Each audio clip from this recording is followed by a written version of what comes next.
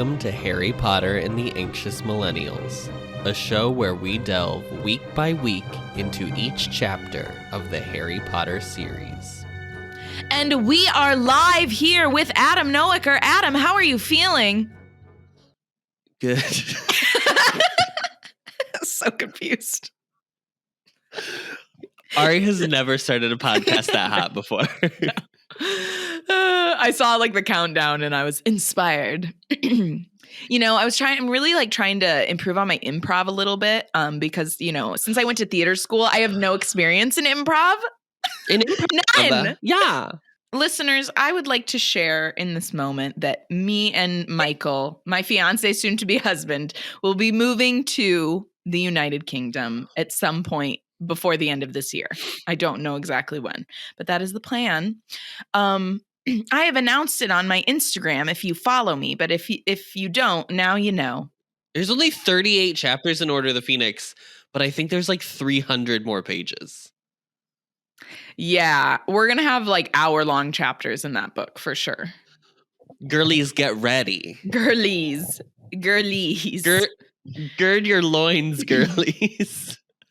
If you ever come out to visit, we should definitely do like a vlog of us going to when we're in the UK, we should do a vlog of us going to the Harry Potter studio tour and then like release the video of us going. Oh yeah. For sure. Do a bunch of Harry Potter-y things. It's kind of silly that we didn't go to Universal while we were in California and record us going to Harry Potter. But to be honest though, if we're gonna do it, we should do it in Orlando. It's just not this. I mean, I thoroughly enjoy going every once in a while because I love going to like see the castle and like go into Ollivander's. But just this park, the park in Hollywood Studios compared to the park in Orlando is like, there's just no comparison. Mm-hmm. I don't even think it's half of what you get to do in Orlando. So it's just better in Orlando. That's what they all say. Yeah, it's just better. Did you see the video recently of people going to watch the Hogwarts Express train drive by, come by? I don't know what you say. And right as it came past for people to like take videos and stuff, a normal train came and blocked it. It was so funny. People were like screaming. They were like, "Oh no!" I was like, it was just so funny. I could not help but laugh. I was like, I'm sure that was very frustrating, but like, come on. It's just like, there's other trains. Like it's a working train station. There are other trains going around. Anyway. Yeah. This week, we read. This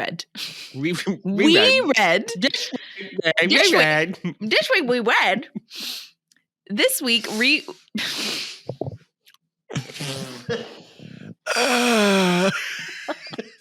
I knew you were gonna do it. I don't know how, but I knew you were gonna do it. I kind of let like I exhaled earlier and I looked at you to see if you were like gonna be like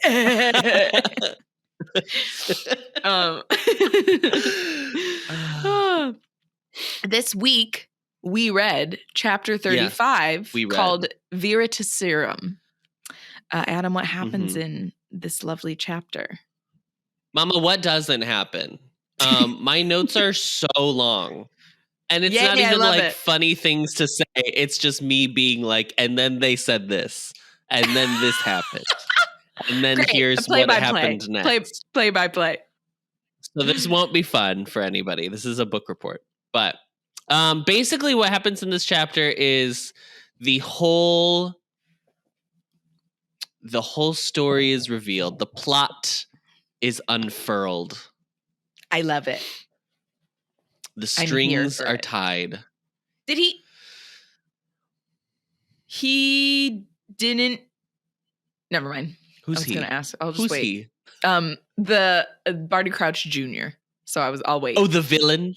The villain. Yeah. It's really crazy that the villain is the Defense Against the Dark Arts teacher, because I feel like that hasn't happened before in the book series. Totally new. Original. Revolutionary.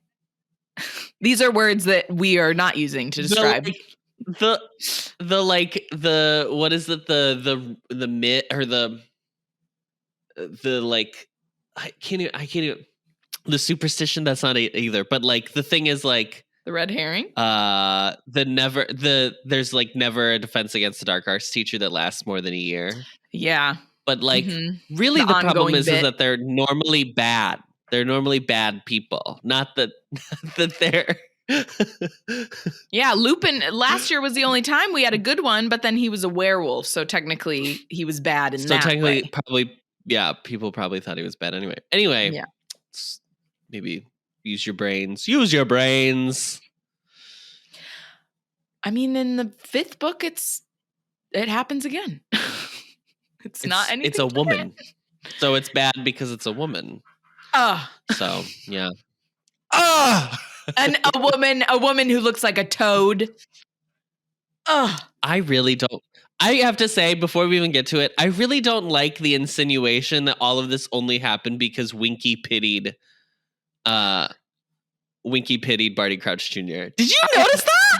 I had that thought too. I just was like, this is very convenient that Joe made it Winky taking pity on Barty Crouch Jr.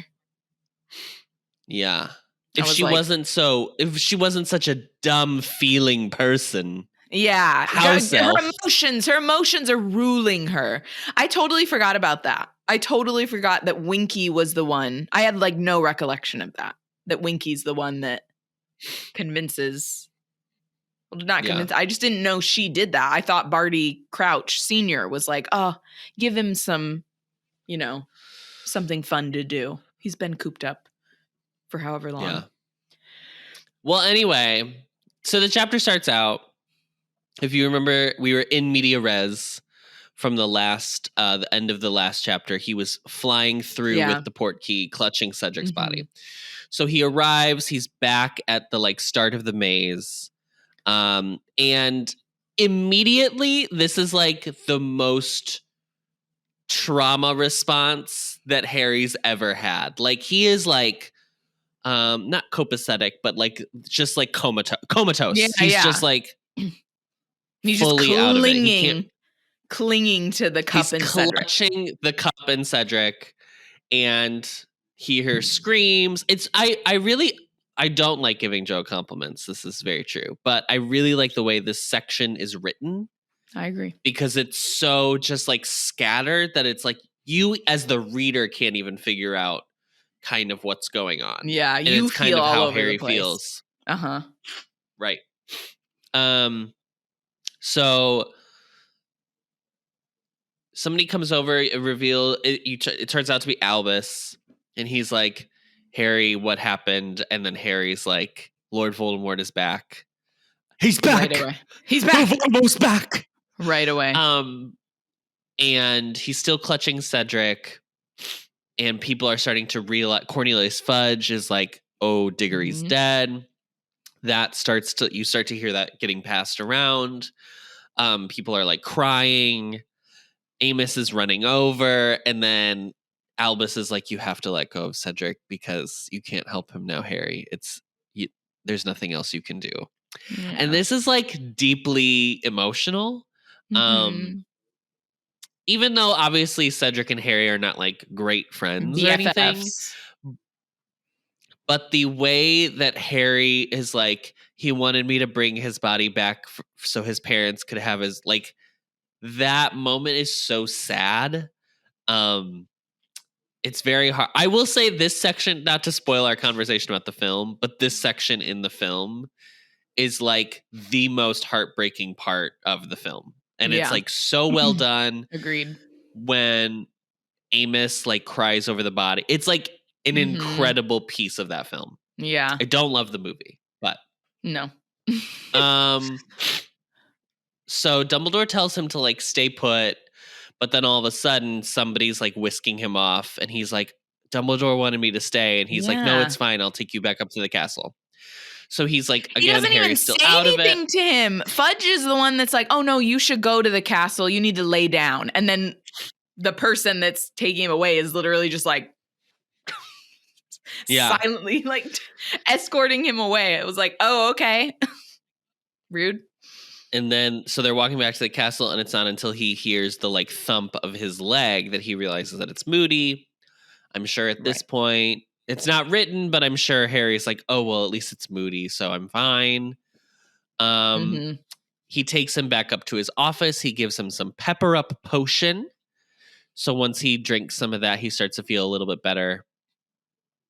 And then Harry has the realization of, oh, there's a Death Eater at the school. Yeah. Wait, I have to tell Dumbledore. Wait. No, wait.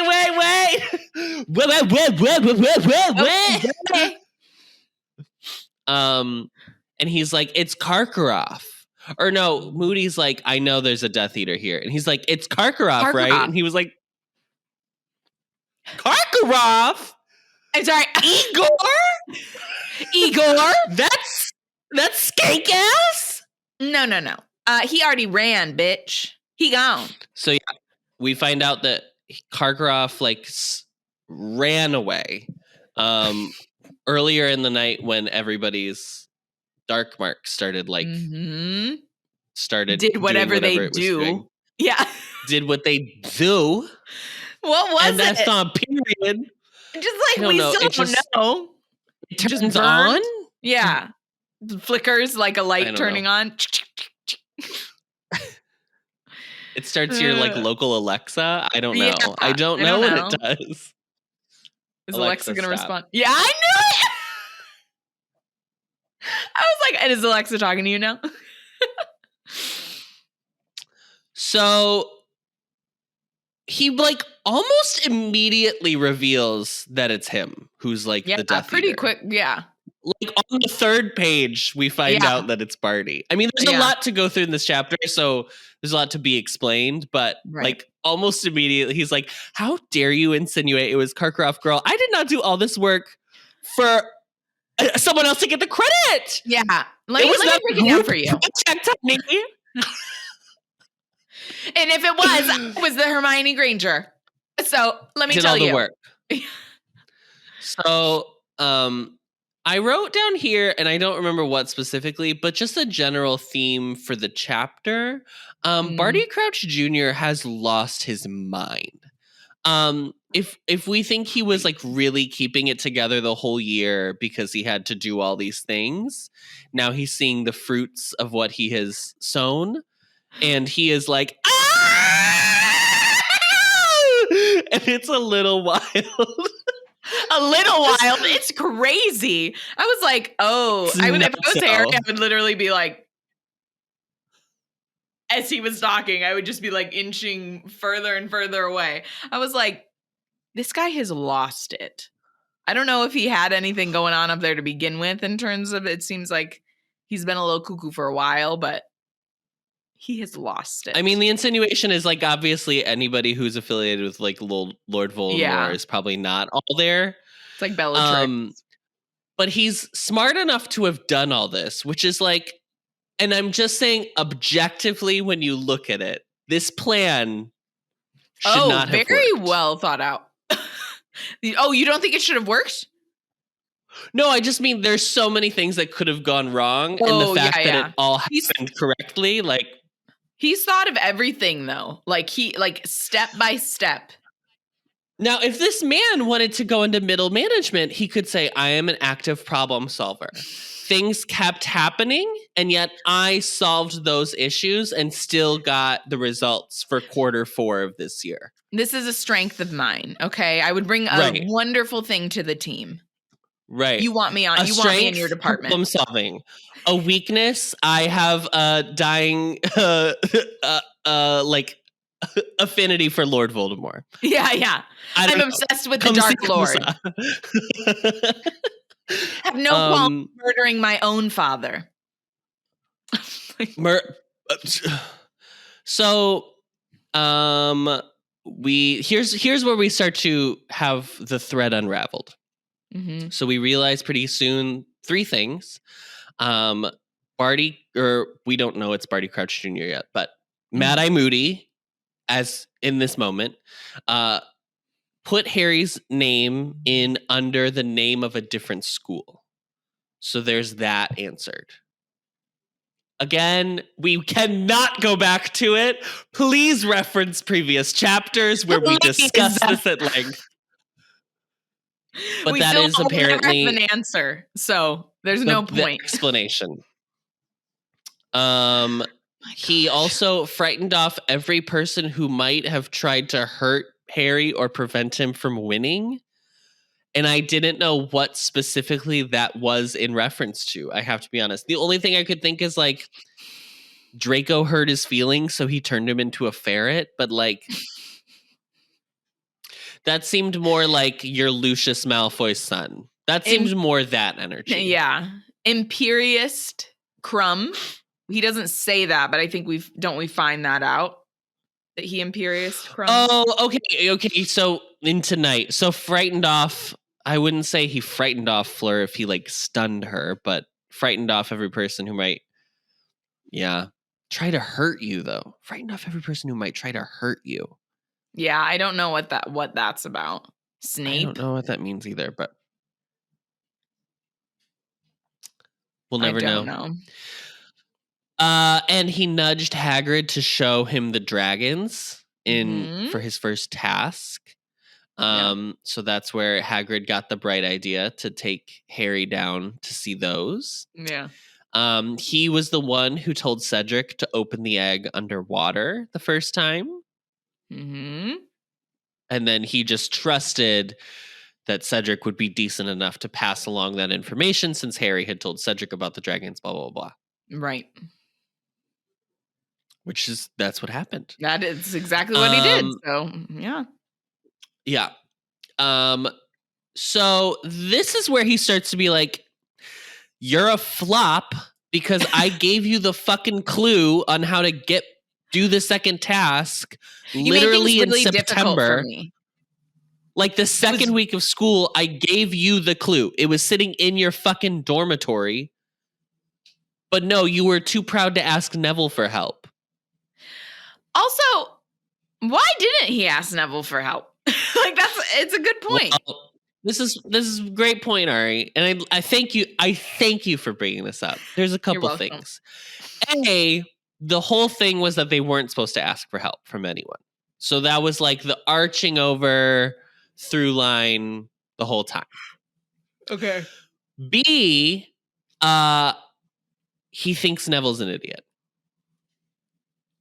Yeah, I mean, the fact that he hasn't ever asked Neville about what it's like to be essentially an orphan as well, because as far as he knows, he's never heard Neville talk about his parents. So until Dumbledore tells him what happened to his parents, he would have really no choice but to assume that Neville is also an orphan. Yeah, he was too proud to ask Neville for help, so he had to figure out the gillyweed another way. So he used Moody. We still think it's Moody. Moody used, so he was in the the teacher's lounge, and he called Dobby to take some robes to get them cleaned. And then while Dobby was in the room, he loudly had a conversation with Minerva about this second challenge is going to be crazy because Harry had Ron was taken. And do you think he's going to use gillyweed to get past him? Now, in my mind, Minerva is like... Yes, exactly. Minnie is she's like, I'm sorry, are you talking to me? What? What? First of all, why are you yelling? We are the only two people in this room. It's us and Dobby. This house, why are you screaming? I'm right here, Alistair. She went and told Poppy about that later. She was like, I just 100%. Had the weirdest interaction with Alistair. Yeah, 100%. I just liked that image in my mind of Minerva being like, yeah. I wouldn't know what Harry's, I don't know. That's so funny. Are you concerned? Adam, that is exactly how you would react. I can see you being like,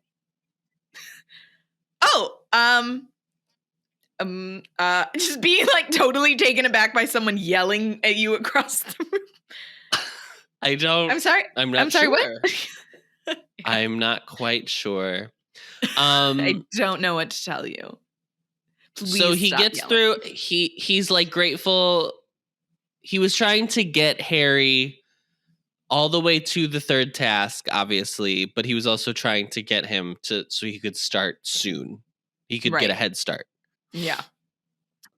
So this all works out because even though, as we all know, Harry went back and rescued pretty much everybody from the mer people, Dumbledore was like, well, it shows bravery of courage of heart. Moral fiber. Right. Constant vigilance. So he gets to start early for the third task. So it still worked out for him. And then he kind of just skips to the third task and is like, and then my ass was parading around these little grounds tonight, looking through with my little eye, with my eyeball, looking through the maze and like getting shit out of your way for you. You're welcome. I have not heard a thank you yet. Very strange. I literally didn't let you down in the maze. It was me from the beginning.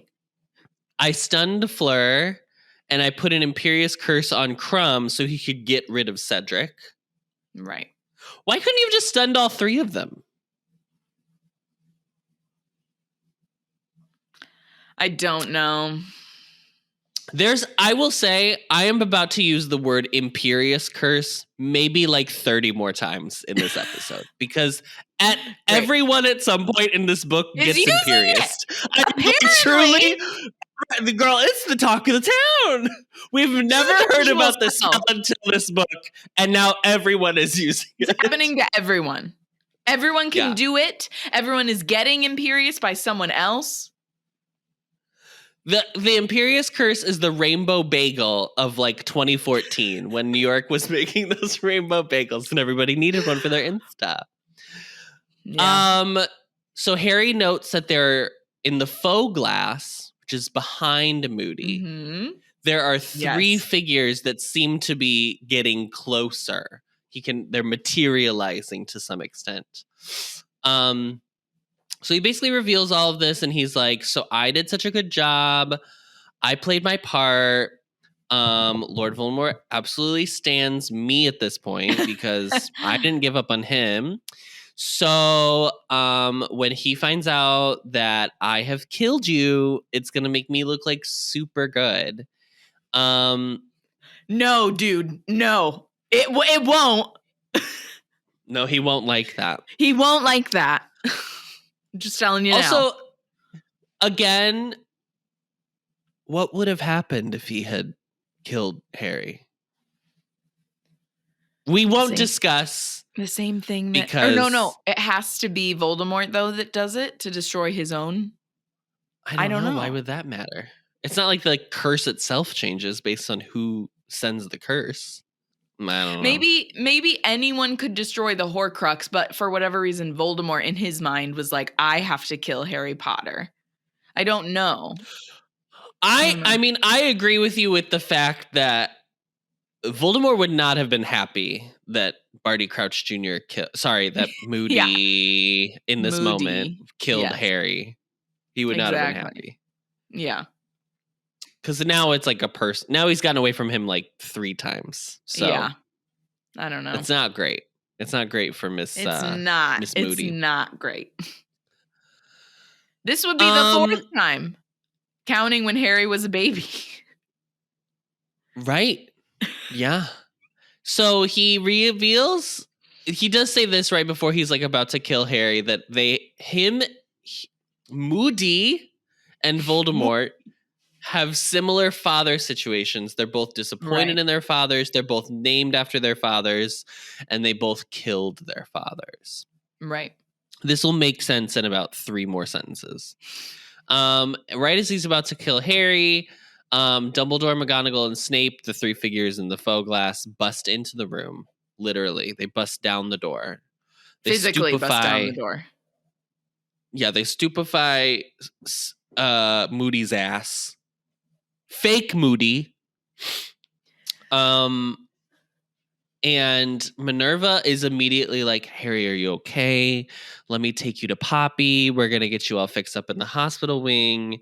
You've been through so much tonight. I'm the only person that seems to care about your well-being in this whole book series. For real. Minnie.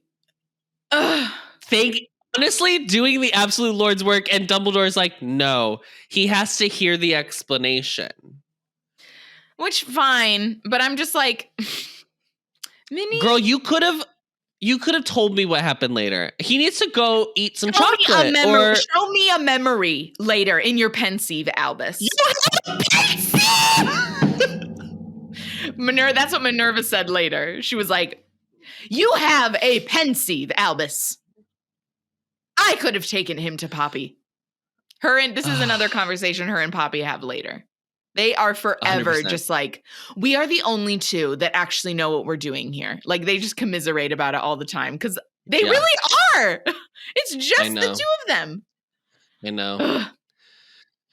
So Dumbledore's like, no, he has to hear what's going on. And then he reveals that Dumbledore says he knew that Alastor Moody was not Alastor Moody the minute he took Harry from the third task alone. It still took him a while, I guess, to follow. He followed him. He followed them, but I guess walked slower. I don't know. He was on their tail. He didn't want to be right behind him. So immediately he looked up and saw. I don't know. Yeah, I don't know. So he sends Snape to go get Veritaserum and Winky. And then he sends Minerva to get the big black dog from Hagrid's hut and take it to his office and tell the dog to wait there for Dumbledore. Love it. Now, at first, when I first read that, I had to reread it twice because at first I was like, he's taking Fang? I literally was like, you didn't even think about Sirius? Oh, that's so funny. I didn't even think about Sirius. And then I was like, oh. So, great.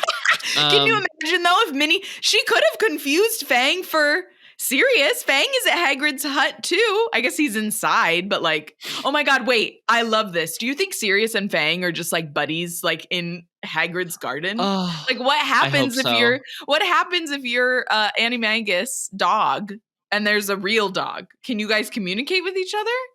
You must. I mean, he communicates with Crookshanks. Yeah. So him and Fang are just like bopping around together. He's probably like, hey, Fang, I saved your friend Buckbeak. And Fang's like, oh, wow. Let's go run around by the pumpkins. It's just like frolicking. Oh, wow. Oh, wow. Let's go chase Do you want some treacle? Some ferrets. Yeah. I'll give you some of my dog food. Do you want a treat? So while they're gone, Dumbledore takes a set of 7 keys to this one big trunk, and he uses each key to open it. And every time it's opened, every key that opens it reveals a different thing. So one is like parchment, one is like full of sneakoscopes, one is this, it's that, it's the other, blah, blah, blah. On the 7th one, it reveals basically a dungeon. Yeah. In which the real Moody, we can say it, Miss the real Moody herself, the real Moody is Moody. Like unconscious, or no, he's asleep, I think is what it is, because fake Moody is unconscious because he got stupefied, and then real Moody is like asleep but possibly imperious. We don't know to what extent. I don't know. Yeah, didn't he say he was knocked out in Imperious? I thought that's what he said.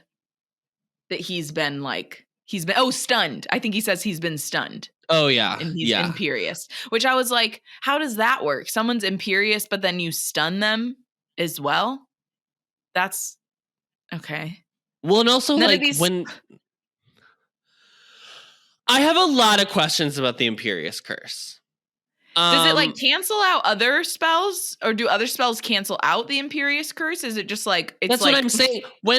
When Moody was stunned by the blast of Dumbledore breaking into the room, I feel like you being stunned means you're not able to control anyone at that point. Hello? Right, yeah. How is the spell on the actual Moody working still?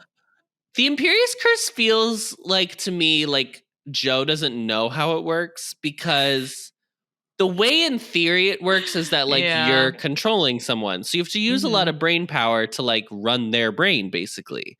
But the way it's described in this chapter is like, and then they place the Imperious Curse on them, and then they're Sims, but you turn off it's God mode only. So they don't have free will. Yeah. I don't understand. I don't know. We'll never know. We'll never know. Who else is Imperious in the series? Girl. You mean in this chapter? Because it's about to be like 5 more people. Right. 5 more people in this chapter alone. Then no one ever again. So when they reveal the real Moody in the trunk, Dumbledore's like, look down, look down. Yes. It's hot as hell below. 100%. And he's like, so look, you can tell it was the polyjuice potion. Another thing that gets used like 5 times in this chapter, we talk about it. The polyjuice potion, because like his hair is super patchy, so they've been like using it. And then he comments that he would have had to keep Moody alive. And I was like, did he have to keep Moody alive because he needed information from Moody? Or did he have to keep Moody alive because it has to be like actual living hair follicles from... I think the latter. I think the hair the actual like hair, whatever it is that he's getting from him, needed to be like from a live Moody. Okay. That was what I was wondering, but okay. Yeah. Polyjuice potion. So so basically he was like, but we're going to see if little Miss Ma'am has been keeping up with her polyjuice potion tonight, because I bet she hasn't. It's been such a hectic night for everybody. And the minute he says that, Moody fake Moody. The leg pops off. The wooden leg. The wooden leg, she popped off. The eyeball popped off. Yeah. And I couldn't read it too intensely, because just the idea of like watching an eyeball come out and then an eyeball grow into... I know. No. How did that happen when he was taking the potion? Like, bleh. I guess he just took it often enough that he hasn't But like, then if you're asleep, do you transform back in your sleep? Is it like you have to take it every 12 hours? I don't know how often you have to take it. Remember when Harry... No, he has to take it once an hour. He has to take it every hour on the hour, is what Dumbledore says. Well, no wonder this man is crazy. He has not been sleeping for an entire semester. True. We should give him the benefit of the doubt. What? Oh my God. That's so he has to he transforms right when Snape and Minerva walk back in. Yeah. And they're like, oh my God. Interesting that Minerva could get to Hagrid's cabin and back in that amount of time is all I would like to say. The only thing that happened in that time was that they opened the trunk 7 times. That's it. That's all that happened. It should take 30 minutes to get to Hagrid's, as we discussed. Maybe 20 if she was booking it. Maybe Minerva transfigured into the cat. Into a cat and booked it. Yeah. She was like, I gotta fucking go! Then she shows up. Oh my God, I love that even better. She shows up as the cat to Sirius, and she's like, they like run off, like the cat leading the way and the dog. Yeah. The cat leading the way, the dog following. Well, because like, don't cats always land on their feet? So maybe she just jumped out the nearest window onto the ground. Yeah. She just like ran. Yeah, just took a leap. A leap out the window. Cute. A Dua Lipa. What was it? Who is it that keeps saying her name wrong? Was it Wendy Williams? No, not Wendy Dula Williams. Peep. It was Wendy Williams. It was, Dula Peep. Mm-hmm. That's so funny to me. Dula Peep. So he gives the Veritaserum that Snape has brought. He gives 3 drops to Mr. Crouch Jr., who I'm going to refer to the rest of this episode. This is Junior we're talking about. I'm just going to say Junior. Great. Because we're also going to have to talk about Senior, and so I will refer to him as Senior. Okay. So he gives 3 drops to Junior. Yeah. Can I say something about Veritaserum before we get into this? This is unethical. That's what I was going to say. I mean, yes, agreed. But how does the potions master of Hogwarts have Veritaserum, and yet it seems like the Ministry of Magic never, they should have an unending stock of Veritaserum available all times. What? I don't understand. You're telling me this was this easy for this guy to make? Or he just had it on hand? What are we doing? You don't understand, Ari. He's just really good at potions. He's really good at Snape. He, what was it? Half-Blood Prince of Potions. Prince of Potions. The potion princess. Princess.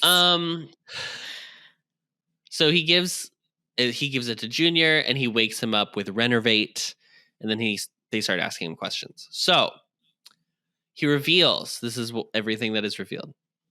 His mother is the one who had the idea to swap places with him, and they used a Polyjuice potion conveniently to do it. Here we are. So she knew she was dying.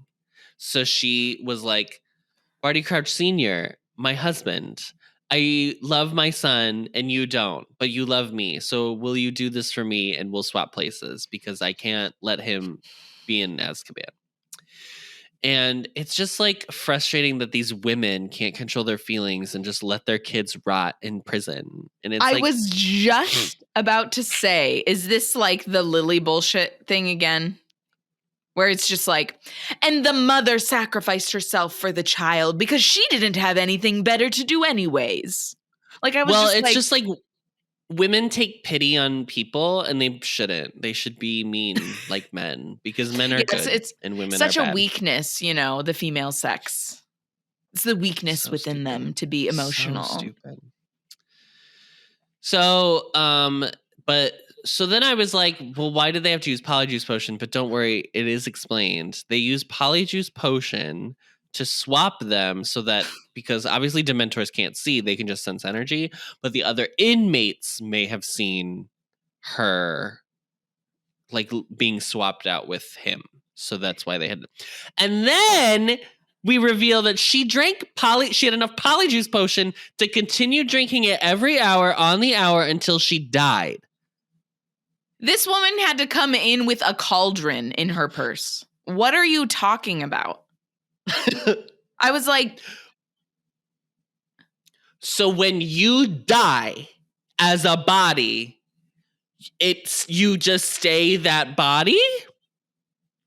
Did they bury her within the hour? Yeah. As soon as she died, the Dementors are like, all right, here we go. Heave-ho. What? Do you think Dementors are digging a grave? They have to. No one else does it. There's got to be one human there who's a filch. That poor human. What a miserable existence. But maybe he doesn't have a soul anyway. So it's it's fine. It doesn't really affect me. I don't know. It has to be the Dementors, the Azkaban guards. Conveniently, I just feel they're a being who don't even walk, so I don't know how they're using a shovel, if you know what I mean, or a little backhoe. I don't think they're doing that, but we'll never know. Or maybe they just have maybe they just have a big open grave that they just throw the bodies into when they die. Oh, I don't know. I literally have no idea. That's so terrible. I didn't like this addition to the story. I didn't need to know that she was buried. I just was she kept using the Polyjuice potion until she died. Or I didn't even need that. Did she even need to keep using it if the Dementors are blind? I don't know. Anyway. What is the layout of Azkaban? Do they get to socialize with each other? Are they just in their single cells all the time? Is there a cell across from his cell? And now we're asking the real questions. What is the prison layout of Azkaban? Yeah, I need to know. Where's the gym? Where's the courtyard? Like, I've seen Oz on HBO. I've seen Prison Break. Yeah. What's going on? What are the jobs that they individually do? Right. Who's in the work? Who's in the metal shop working or whatever? I don't know. When they go to the commissary, are they allowed to buy like Bertie Bott's every flavor beans? Like, what's going on here? Yeah. I just am like, if they are just in their cells all the time, essentially, then it wouldn't matter if she, like he said, that they only can sense one like well and dying person coming in. So they wouldn't have. They sense energy. They wouldn't have cared. Yeah. I don't know. I didn't need that. I was okay with about that. So Senior takes Junior home with him, and he uses Imperius for years to control him. And he's so weak from being at Azkaban that it's very easy to control him. Again, my question is like, but you're also going to work and he's still Imperious at home? Like, how did... With the house elf. The house elf is with him, so that was enough. I can't believe Winky was not murdered. Oh, I know. To be honest. I was like... It's crazy. I mean, I understand that house elves have their own magic, so I feel like that's a big part of it, that like she was able to control him to an extent. But just that he keeps talking about how he was getting stronger and stronger, like maybe I shouldn't poke at this, but like how? Just his will was getting stronger? Is that what he means? I was like, well, how? But how were you, just because you regained your strength, obviously, sure. But then like, I guess it's just a matter of will is what he's referring to. And then he was just so angry at the Quidditch World Cup that he was able to break free. Fully break. Yeah. Yeah. So he had to wear an invisibility cloak at all times. He was never allowed out of the house. But Winky pitied him because, again, fallible woman, and had Senior give him treats for good behavior. So put a pause there. Now we will reveal that one time, because Dumbledore's like, did anyone ever find out? And it's so smart that Dumbledore asked this. He's the man's a genius. He reveals that one time Miss Jorkins came over. Bertha. And to drop off papers that Barty Sr. needed to sign. And Winky was like, oh, please come in to my humble home. Senior's not home, but wait here. Then goes into the kitchen, talks to Junior. Bertha hears talking, so like creeps, listens to the conversation, and deduces the whole plot? Apparently that's all it takes.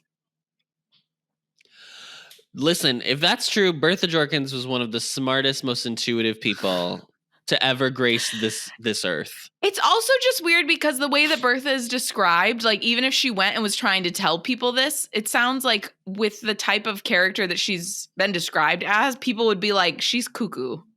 What is she talking about? Like, it doesn't sound like she's necessarily a credible witness. The wizards are so ready to not believe anything. Yeah. That I just, okay. It's just crazy. So she comes to the house. She discovers Junior figured it out. Okay, fine. So then Senior comes home. She confronts him and is like, I know that your son replaced your wife and is living here under the Imperious curse that you have placed upon him. I love that you said that all. Because, for real. That girl figured out all of that. I have deduced. In the 10 seconds it took you to apparate home, I figured it out.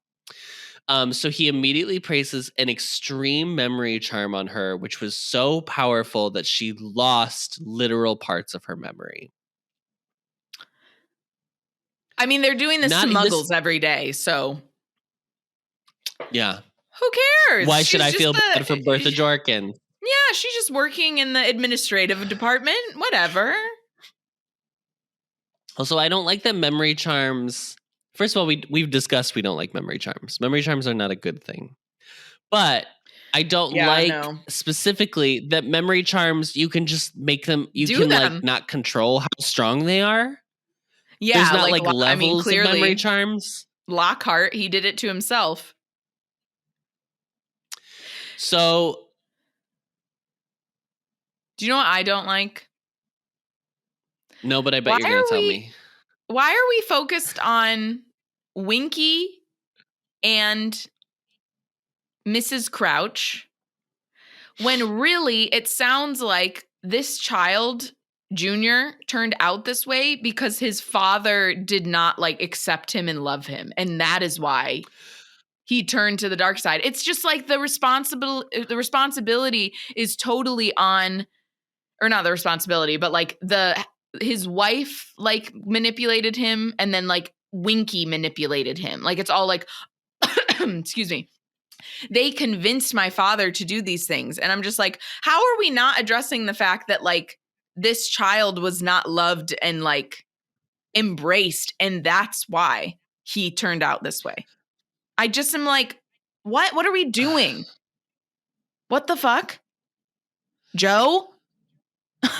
Can I ask a real question that I just realized while you were talking? Yeah. How did Dumbledore know to ask for Winky before he even transformed into Barty Crouch Jr.? Wait, good point. He already knew it was him at that point?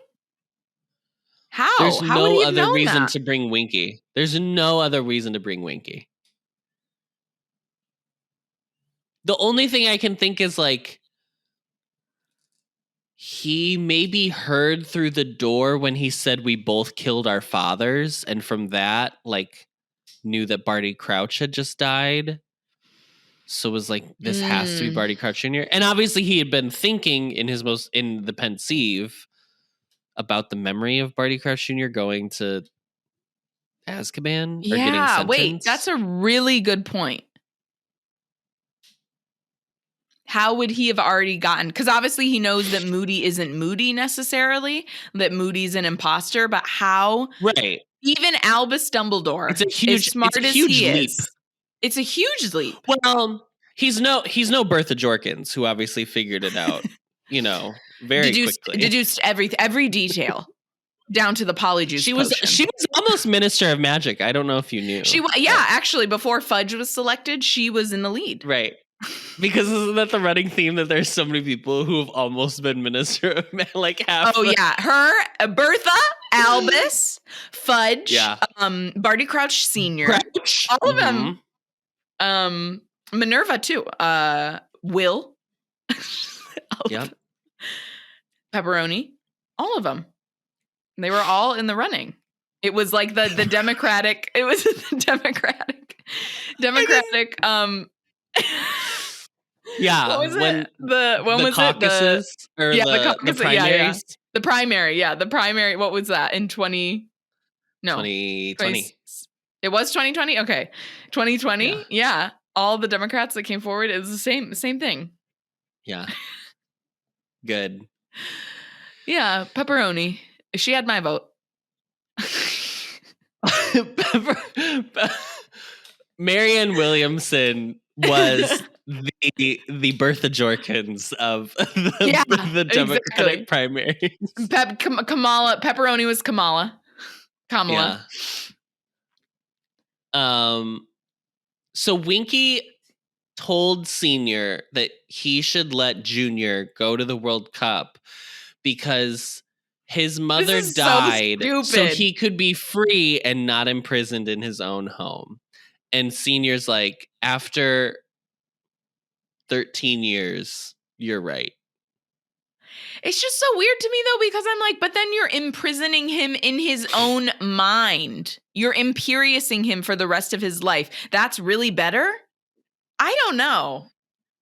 He's not having much of an existence. There's no way that that Barty, that Senior and the mom, the nameless mother, will never know. No, Joanne we'll never know her Crouch. Joanne Crouch in her fabric store.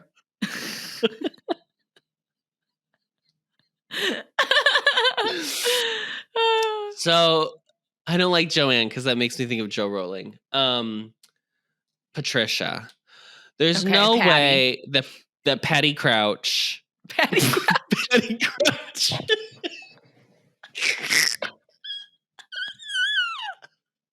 Like Maria Crouch. She had to be like Mary Crouch. She had to be like, I have to swap places with Barty Jr. And then we're just not going to talk about how he's going to live outside of Azkaban. Yeah, because I just don't understand. There's no way this woman would have agreed to being like, and then you're going to Imperious him every day for the rest of his life until he naturally dies of being Imperious to death. You will Imperious him, and he will be under an invisibility cloak from sunrise to sunset every day. And while he sleeps, actually. 24 hours a day. He'll be a prisoner in his own home. He won't be able to go to the bathroom without being controlled. He only goes to the bathroom when you give him permission. Right. What is going on here? I just don't understand. I'm like, this isn't a great existence for him, even out of Azkaban. It just seems like a terrible idea. So Junior at the Quidditch World Cup was like, but this was the most strong I'd ever felt against the Imperious curse. And when I was in the top box, rage. When I was in the top box with Winky, I had a moment of clarity and I saw a wand in front of me and took the wand from the boy that happened to be sitting in front of me. Very funny that he never says like, and I realized that was Harry Potter, because he would have. That was weird to me too. I was like, especially because I guess don't they say his name at one point? Don't they say Harry Potter? I will say they have to, but I guess the game isn't that long, so if he's not really paying attention, but he's sitting in there from the time that they get in there till after they leave. He has nothing else to do. Yeah, he doesn't have anything better to do. And I think Harry says something about like knowing Dobby and stuff. So doesn't he introduce himself? Maybe he doesn't say, "Oh, sorry, I'm Harry Potter," because sure. But he's like, "Oh, I know Dobby." So Junior, I just said that. So then that night, the Death Eaters marched, as we remember from the beginning of the book, and Winky used her specific house elf magic to bind Junior to her, and then like took him away from the campground. And he was like, "No, I really want to go with the Death Eaters, who are not my friends, but they are people that I want to show them who's who." Right. And she's like, "No, we're not going to do that. You're going to come with me." And then he casts the Dark Mark to freak out the Death Eaters. Right. To spook them. And then the Ministry arrives and stuns Winky and him together, but he's under the invisibility cloak. The stun separates the bind between the two of them, and then Crouch is like, I know he has to be here. So when he was like extra looking around the bushes, he like found him. That was right. So he lets Senior lets Winky go. He takes Junior back home with him and puts him back under the Imperious curse. And now Winky's gone. So this man is literally just Imperious at home by himself. And I'm sorry. Question. Barty, Senior, how did you think that was going to work? There's no way you were like, I can do this. But also, Barty Crouch Sr. knew that his son was the one who sent off the Dark Mark. Had to, yeah, for sure. There's no way he actually believes that Winky did it. So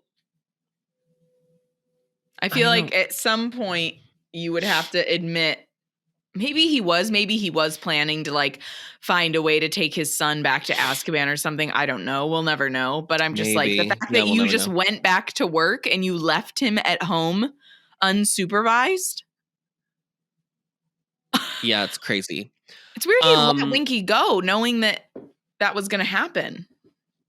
I'm like. So meanwhile, cut to Albania. And Wormtail and Voldemort have run into Miss Jorkins, great intuitor of knowledge. Yeah. The great and powerful Jorkins. Yeah. And they have, because she's a ministry official, they have like figured out all of her secrets and tortured her to the extent that she has reversed or imperioused her, I guess. I don't know which one they did. They did whatever they did to her to such an extent. Broke the memory charm on the memory charm. Right. And so then she reveals that she also has information about Barty Crouch Jr. living with Barty Crouch Sr. because she had figured out that they had polyjuice potioned the mother and swapped them out and that she was never and like, okay. She knew all of these details that she then told. What the hell? What is going on? So, they had learned this in Albania, so they were like, "Well, we gotta head to the go back to the UK. We gotta go back." So they come to the Crouch house to see if he was still alive. They place Voldemort immediately places Senior under the Imperious Curse. Again, we're just everyone's. Join the club, girl. And this is also the like baby child Voldemort. So he's like baby child Voldemort, imperious in Wormtail's arms. Imperious. Wormtail and Junior prepares the polyjuice potion, and then they go because they had learned from Bertha that Moody was going to be the Defense Against the Dark Arts teacher. How does she know all of this? What? Because she works under Crouch? Why would anyone besides Alistair Moody know that he is going to be the Defense Against the Dark Arts teacher? I don't know. I don't think anyone else would other than like Dumbledore. Dumbledore Moody. So he takes him, or they go to Moody's house to do the plan, and they attack Moody. Do the thing. They attack Moody. They put him in the trunk. They'd already brewed polyjuice potion on the way, and then, which again, this book makes it seem like polyjuice potion is just like, oh, you just whip it up. It's so simple. Yeah, you just whip it up. I had to wait for lunar cycles. If you remember book 2, there were literal lunar cycles they had to wait for. What is going on? It's so convenient all of a sudden. I'm not here for it. Everything's too convenient in this book suddenly. They lock Moody in the trunk, and then Junior immediately becomes Moody and sets the dustbins to do their thing, so that when Arthur, thank you, when Arthur Weasley arrives, he's like, "Oh, it's Moody being Moody." So now we're Moody. How did he know? Well, I guess maybe he just knew someone was coming. And then when Arthur showed up, that's why he's just saying it was Arthur. I was like, how did he know Arthur was coming? But never mind. I think he's just saying. He knew Arthur Weasley, but he didn't know that the wand he took was Harry Potter's. Yeah, I don't know. I don't know what's going on here. So then he went to Hogwarts as Moody. He kept the real Moody under the Imperious charm so he could learn information about his past, and then would also steal ingredients to keep doing the polyjuice potion from Snape's cabinet. And if Snape caught him once and was like, "Oh, well, he wants me to make sure I'm just checking. Dumbledore doesn't trust you, so." I know that you're a secret incel. Not so secret. Right. I know you're an incel. It's not so secret at all. It's pretty out in the open. Yeah, we're all aware of it. Then, so in the meantime, Dumbledore's like, well, then after this whole dustbin situation at Moody's, I have to attack Moody. What did Wormtail do? And he's like, oh, let me tell you. So Wormtail cared for Voldemort in Crouch's house. Blah. And I'm picturing this like weird Voldemort baby child thing in like a crib, like being like rocked. Because now Senior is under like a 24/7 Imperius from Voldemort. Yeah. But also starts fighting off the charm. So Voldemort was like, well, Imperius curse. Yeah. Right. So girl, you don't get to go to work anymore. You're writing notes to Weatherby. That's what's going on because can't trust what we're you doing. We'll still let you live though. It's weird to me that they even like let him live. Does that make sense? Like, no, it is kind of surprising. Yeah, I don't really know why at that point. Maybe just because they didn't want a bunch of attention on the house. But because then, like, if he died, how would they continue to stay in that house? Maybe. So that's valid, actually. But they can already go. They can go to Frank Bryce. Oh, the Riddle's house. Riddle house. I don't know. They're just being weird. I think they just want to be. They want to be at that house for whatever reason. They want to be at the Crouch Manor. It's got actual magical ingredients or something. Yeah. So Voldemort warns Junior that Senior has escaped because Wormtail fucked up, which is a running theme in the book series. Yep. And was headed to Hogwarts to confess to Albus everything that had happened. Right. So he was like, so I, being the only person who has ever used this map for actual intelligent reasons. Yeah, the way it should be used. The way it should be used it to figure out when he got onto the grounds. So I saw him come and he was talking to Crumb and Harry. So I sprinted my ass in my little invisibility cloak down to the grounds, waited because I couldn't attack Harry because obviously he had to go be a part of the third task, so that couldn't happen. When Harry left, I stunned Crumb and then I killed my dad. And then I covered his body with the invisibility cloak. And then when everybody came back down and realized that Crumb had been stunned and my father was gone, I came like doubled back around and was like, hey, I just showed up out of nowhere. Snape told me you guys would be down here, send me to come over and talk to you. So great. And then after everybody left and Dumbledore had sent me to go find my father or Senior, right. This is the most horrifying part that I did not remember. Oh, yeah. I transfigured my father's body into a bone and buried it at Hagrid's hut. Cutscene to Sirius being a dog, being like, like the worst thing in the world. Him and Fang splitting a bone. Chewing on the bone that is Barty Crouch Sr. Terrible. Adam.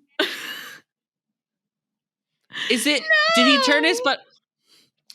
Was it metaphorical in that he turned his father into a bone because in the potion to bring Voldemort back to life, he had to use his father's bone?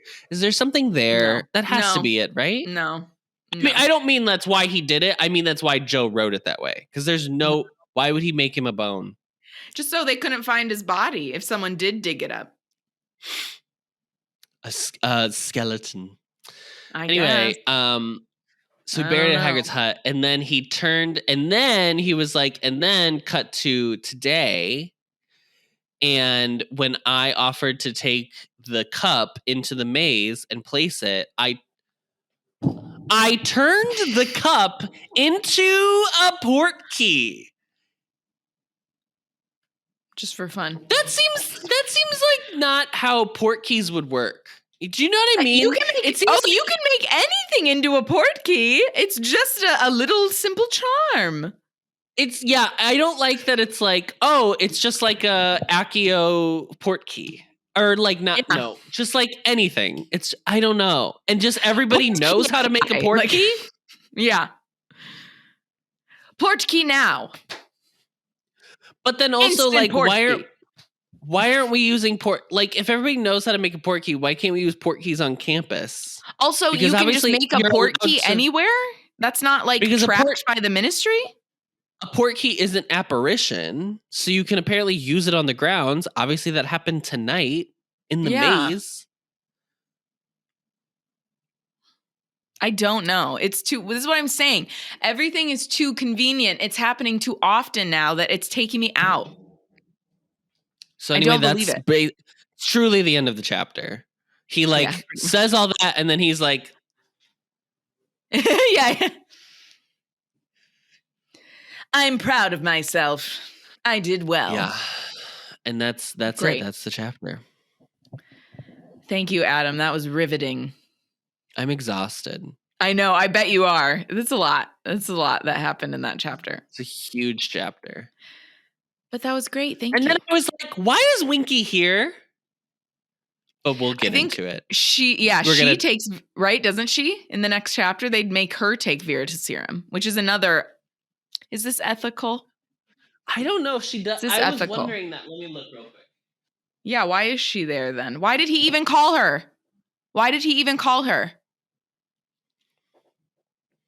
Joe.